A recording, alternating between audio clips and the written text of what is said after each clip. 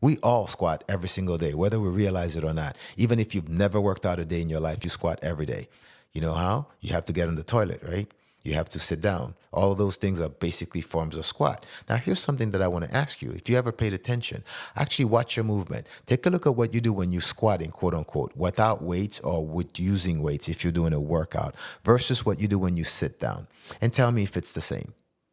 It's quite an interesting thing because honestly, the way you move should be the same regardless of what it is that you're doing.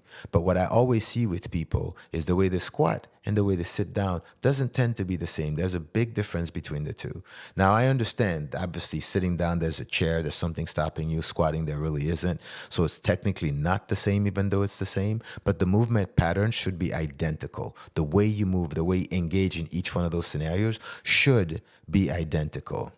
The sad thing is, for most people, it's not even remotely close to being the same.